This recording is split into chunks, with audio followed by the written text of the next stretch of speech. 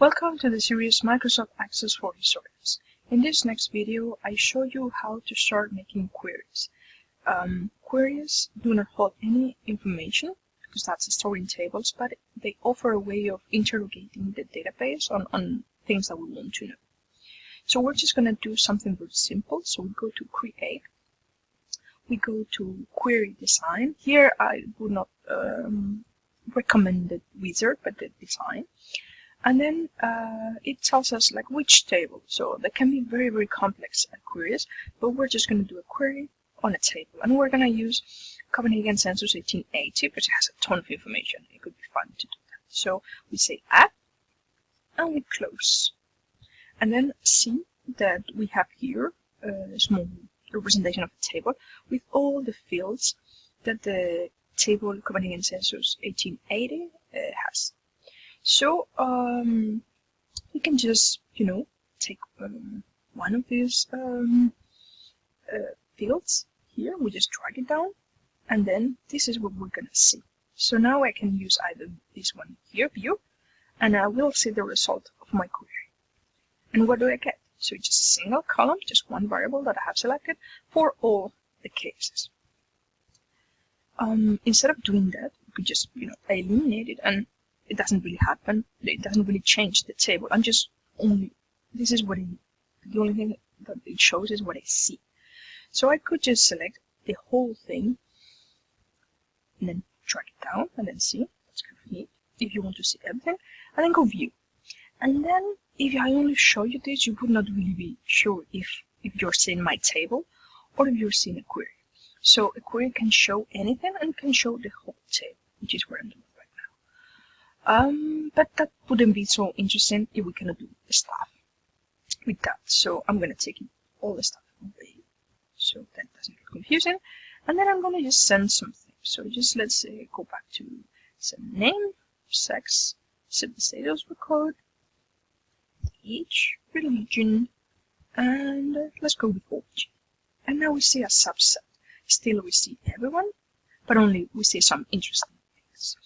And the select, so what you're seeing is a select query. See here, under design, this is a select query, and we can do other types of queries, but that comes later. Now I just want to select. And when you select, you can also use criteria to see only part of the data. So go back to view, and then you could select only to see the single people. So see that it says "oh gift" here. So if I go to civil status record and I go to criteria, I can write gift and see that it acknowledges that it's a piece of text, and I put the quotation, and then see what happens if I say view. Suddenly I'm only seeing this amount of people, and I'm only seeing all those that are single, which is just kind of cool. See that we also have, we could build more and more criteria. Like many people there are Lutherans, but we've seen something that some people that are not Lutherans don't use. How many use do we have? So I can go to religion, and then did it said you or use? I'm not entirely sure. Okay, there's no one. It said use. So see, it is very, very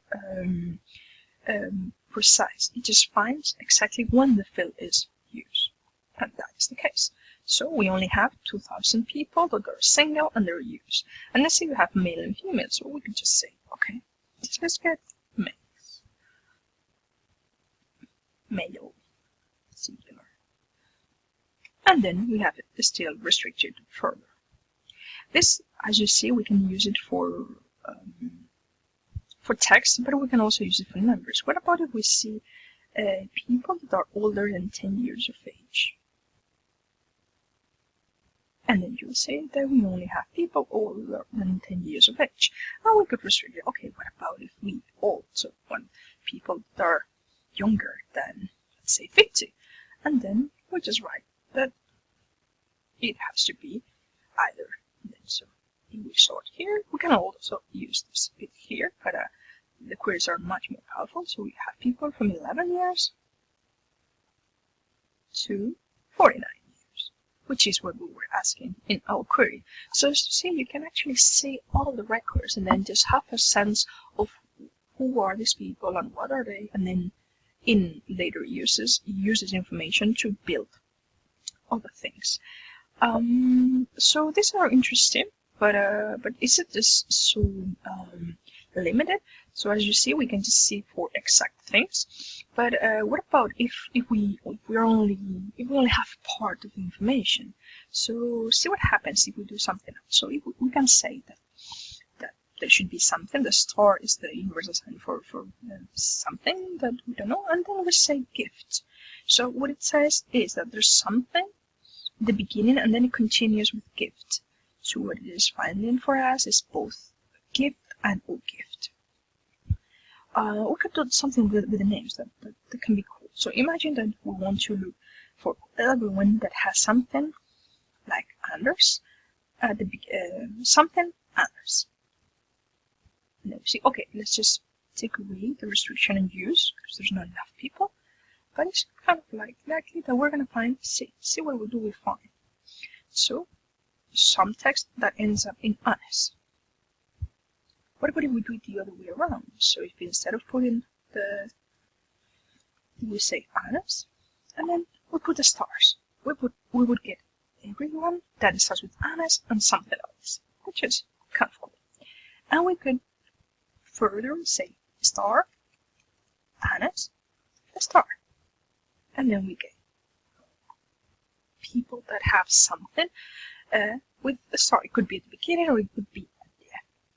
See, and this is very helpful for some things that you'll see later. Something else that we could do is to say, well, I don't want it to be like honest. I don't want to see anyone that has something like honest. So if we do that, we just find these people that do not have included in their name the word as. And that could be done by honest, but that could be for something else. For instance, we could say not male, and then we would just see females. Or we could see, before we had the use, we say not use, and then we would see anyone else that is not a you. Okay, so it's very, very flexible. What happens with the numbers? Because you see that some things are with numbers and some things have, some things are text, some things are numbers. So, as you can see here, Access is using like for the text, but it's not changing it for the numbers. So for the numbers, we have the logical operator, so we can have a higher, equal. So we could also have here equal to 30. And then we will get people with 30, and then see what happens if we want to say to have everyone who is not 30. I would write this. So here I am showing everyone at those who were 30. So you have equal or different, like here, like, not like. And then there's something also quite interesting, that is, there's some, so let me just clean up all our criteria.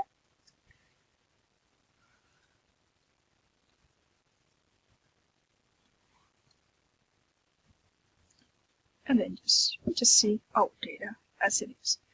In this particular case, everyone has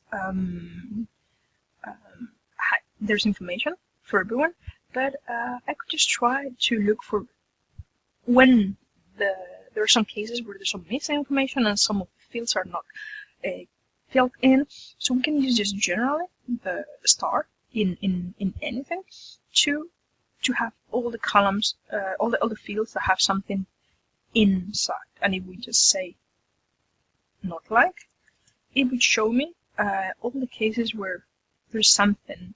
Oh, it seems that there's one record where there is no information like that. So that is a very good way, saying a star or not like a star, to find how many records have all complete information and how many records are missing something.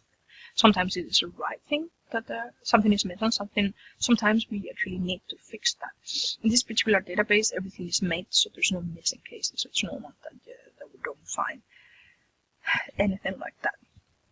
And I think that is about it. So select queries are really, really good to know your data, to see what's going on, and to experience essentially what's inside. But in next queries, I will show you how to do other complex things and how this visualization can be put to use in creating more variables, in adding more data and other things. But everything builds on being able to select data, visualize it, and identify, I want to do this with this particular set of people. And that's it.